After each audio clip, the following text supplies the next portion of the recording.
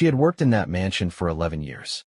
11 years of ironing silk shirts, polishing marble floors, and watching secrets walk through the front door dressed in expensive perfume. She never said much, never asked questions. That was how she survived. But the morning she found those photographs hidden behind the bathroom mirror, everything she thought she knew about loyalty, love, and survival cracked open like a fault line under her feet. And what came next, nobody in that house was ready for. Before we go any further, let us know in the comments where you're watching from. We'd love to hear from you. And if you're new here, click on the subscribe button so you never miss any of our upcoming videos. Her name was Dorothy. Dorothy Mae Collins. 53 years old, broad shoulders, reading glasses she kept tucked into her apron pocket, and hands that had seen more real work than most people see in a lifetime. She had come to work for the Hargrove estate back when the old man, Charles Hargrove Sr., was still alive, back when the house smelled like pipe tobacco and old books and the kind of quiet dignity that money used to buy before it got loud.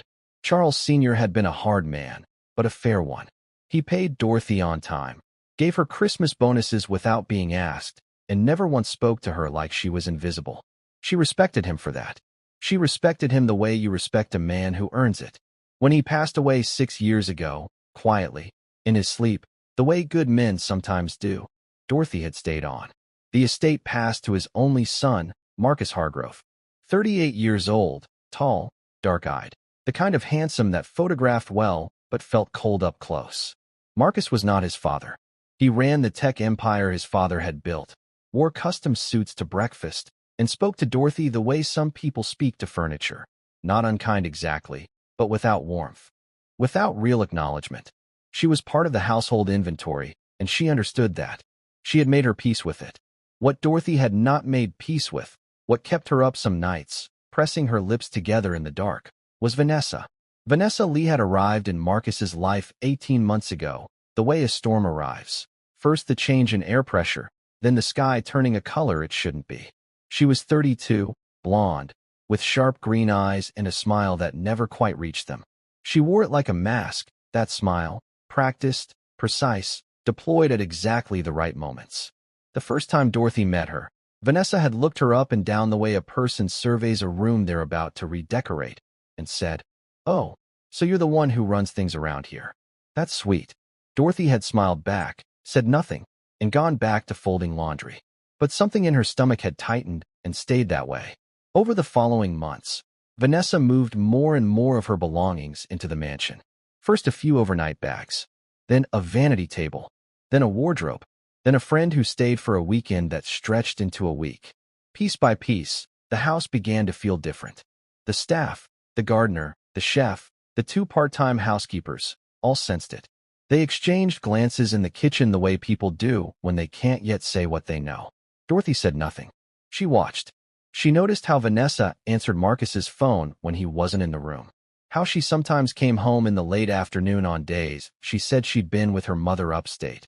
But her shoes were clean, her hair was freshly done, and there was a particular kind of distance in her eyes that wasn't tiredness. Dorothy had been married once, a long time ago, long enough to recognize that look.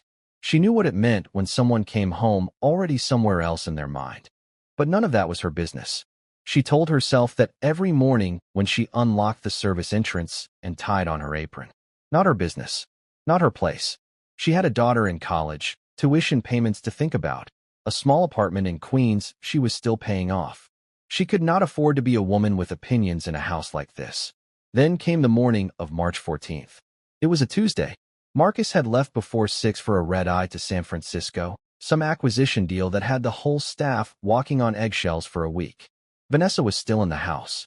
Dorothy came in at 7:30 as usual, began her rounds, and got to the master bathroom around 9. It was a large bathroom, white Carrara marble, a freestanding soaking tub, a double vanity with a mirror that spanned the entire wall. Dorothy had cleaned that bathroom 400 times. She knew every inch of it. That morning, one corner of the wall panel behind the his and hers sinks looked slightly off. Just a fraction, the way a picture frame tilts after years and you stop noticing it until one day you do. Dorothy set down her cleaning caddy and pressed the panel gently. It swung inward. Behind it was a shallow recess, about the width of a shoebox, and inside it, a manila envelope. She stood there for a moment. Her hand hovered. She thought about leaving it. She almost did. She opened it. Inside were photographs. Printed, not digital. Someone had wanted physical copies, the kind that could be held. There were 12 of them. Dorothy looked at each one slowly, and as she did, she felt the floor of the world tilt beneath her feet. The photographs were of Vanessa. In all of them, she was with a man. Not Marcus. A different man, mid-40s, heavy-set, with the look of someone who gave orders for a living. In several photographs, they were in what appeared to be a hotel room. In others, they were in a car or at a restaurant booth, leaning close. But it wasn't the intimacy that made Dorothy's hands go cold. It was what was in one particular photograph near the bottom of the stack. In that photograph, Vanessa was sitting across from the man at a table. Between them was a document. Vanessa's hand was on it. The man was pointing to a specific line. And in the corner of the frame, barely visible but unmistakable, was a logo, the logo of Hargrove Industries. The company Marcus's father had built from nothing. The company that still bore the family name. Dorothy put the photographs back. She resealed the envelope. She pressed the panel shut. She picked up her cleaning caddy and finished the bathroom. She went downstairs. She made herself a cup of tea. And she sat at the kitchen table for a very long time. Now, let me ask you something, and I want you to really sit with this question. If you had been Dorothy, 53 years old, a woman with bills and a daughter's future, and 11 years of silence, what would you have done? Would you have put those photographs back and pretended you never saw them? Would you have gone straight to Marcus? Would you have been afraid? Because I think most of us, if we are being honest, would have been afraid. Not just of losing the job. Afraid of what truth does to people when it finally surfaces. Afraid of being the one who holds the match. Dorothy was afraid. But Dorothy was also a woman who had watched someone she respected, Charles Hargrove Sr., spend a lifetime building something real. And she kept thinking about his hands. Old, weathered hands, the kind that showed decades of work. Hands that had built something worth protecting. That thought stayed with her like a splinter she couldn't leave alone. 3 days passed. Marcus came back from San Francisco on a Thursday evening, looking tired but satisfied. There was a dinner that night, just Marcus and Vanessa, by candlelight in the formal dining room. Dorothy served the first course. She watched Vanessa reach across the table and rest her hand over Marcus's, watched him smile at her, and something in Dorothy's chest ached in a way she hadn't expected. Not jealousy, not judgment, something closer to grief. She did not speak that night. On Friday morning, she asked Marcus's personal assistant, a young woman named Priya, whom Dorothy had always found decent and sharp, whether Marcus had a few minutes. Priya looked at her carefully. "Is everything all right, Dorothy?" Dorothy said it was fine, just something small she needed to mention. Priya scheduled her for 11 o'clock. At 11, Dorothy walked into Marcus's home office with the manila envelope tucked under her arm inside a clean cloth shopping bag. Marcus looked up from his laptop, that slightly impatient look he had when someone interrupted him, and Dorothy set the bag on the edge of his desk and said, very quietly, "I found this behind the panel in the master bathroom on Tuesday morning. I should have brought it sooner. I'm sorry I didn't." Then she stepped back and folded her hands. Marcus didn't open it right away. He looked at her for a moment. Really looked at her, maybe for the first time in years, and something in his expression shifted. He asked her to sit down. She said she would prefer to stand.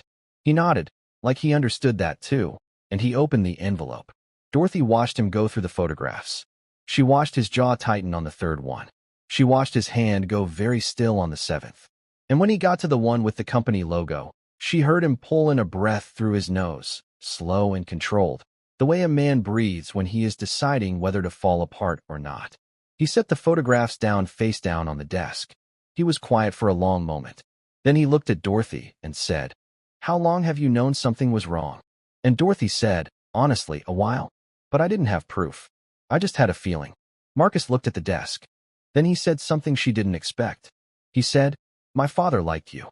He told me once you were the most trustworthy person in this house. I should have paid more attention to that." The next 2 weeks were quiet on the surface and turbulent underneath. Marcus said nothing to Vanessa directly, not at first. He had the photographs verified by a private investigator he flew in from Chicago. What came back was worse than Dorothy had imagined. The man in the photographs was a competitor, someone who had been trying to acquire a division of Hargrove Industries for 3 years and had been blocked every time. Vanessa had been in contact with him for over a year. The document in that photograph was a preliminary framework agreement, one that would have handed over proprietary information in exchange for a private financial arrangement that benefited only her. It was not just betrayal. It was fraud. It was corporate espionage wrapped in a white gold engagement ring. On a Wednesday evening, 3 weeks after Dorothy found the envelope, Vanessa came home to find her suitcases packed neatly in the front foyer. Marcus was standing in the living room. He said very little. He told her what he knew. He told her that the company's legal team had already been briefed and that she had 48 hours to retain her own counsel. Vanessa's face went through several expressions in the space of about 10 seconds. Shock, then calculation, then something that looked almost like relief, as if she had always known this moment was coming and had simply been waiting to see which direction it arrived from. She said nothing meaningful. She picked up her coat. She left. There were no dramatic scenes. No screaming. No tears, at least none that Dorothy witnessed. Just a door closing on something that should never have been opened. What happened after that took a different shape than Dorothy expected. She had braced herself for coolness, for the particular awkwardness that follows when a subordinate knows too much. Instead, the morning after Vanessa left, Marcus came down to the kitchen at 7:15, earlier than he had come downstairs in years, and poured himself a cup of the coffee Dorothy had just made, and stood at the kitchen island for a moment, and said, "Thank you, Dorothy. I mean that." She told him he didn't need to thank her. He said, "I think I do." And that was all. In the weeks that followed, something in the house changed. Not dramatically, not in ways a stranger would notice. But the air was different. Marcus started eating breakfast at the kitchen table instead of in his office. He started saying good morning to the staff by name. He started asking Dorothy small questions about her daughter, about her commute, about whether the kitchen needed any repairs, the way a man asks questions when he is trying to remember how to be a person again. 6 months later, Marcus restructured his company's security protocols, quietly settled the legal matter involving Vanessa and the competitor, and established a scholarship fund in his father's name for first-generation college students. Dorothy's daughter, whose name was Adrian and who was studying nursing at a state university in New Jersey, was one of the first recipients. Dorothy found out about the scholarship on a Thursday afternoon when Adrian called her, crying, from her dorm room. She sat down on the edge of her bed in her Queens apartment, still in her work clothes, and cried too. Not from sadness. From the specific relief that comes when you realize the right thing you did in a frightened moment actually mattered. When you realize the world, sometimes, rewards the people who choose truth even when it costs them something.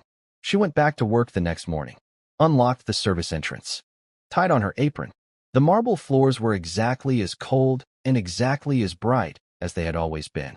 But Dorothy walked across them a little differently now. Not with pride exactly, with something quieter than that. With the knowledge that 11 years of silence does not have to end in silence. Now I want to ask you something before we close out this story, because I think this matters. Dorothy was a woman with almost nothing to gain and everything to lose. She was not wealthy. She was not powerful. She had no protection except her own conscience. And she still chose to do the right thing. So here is my question for you. And please, I want you to answer this honestly in the comments below. If you had been in Dorothy's position, would you have spoken up? Or would fear have kept you quiet? And let me ask you something else. Have you ever been in a moment like hers, where you knew something important, where silence would have been easier, but truth kept pulling at you? What did you do? What do you wish you had done? Because I think more of us have stood in Dorothy's kitchen than we like to admit. More of us have held something heavy and wondered whether it was our place to set it down. The world is full of people carrying things that belong to someone else, staying quiet because the cost of speaking feels too high. But sometimes, just sometimes, the truth finds exactly the right person to carry it, someone steady enough to bring it home. If this story moved you the way it moved me to tell it, hit that like button and share it with someone you think needs to hear it today. And if you want more stories like this, real, raw, human stories about ordinary people doing extraordinary things, make sure you are subscribed, because we have something coming next that I promise you will not want to miss. Until then, take care of yourselves. And remember, the most powerful people in any room are not always the ones with the biggest title. Sometimes, they are the ones who have been watching the longest.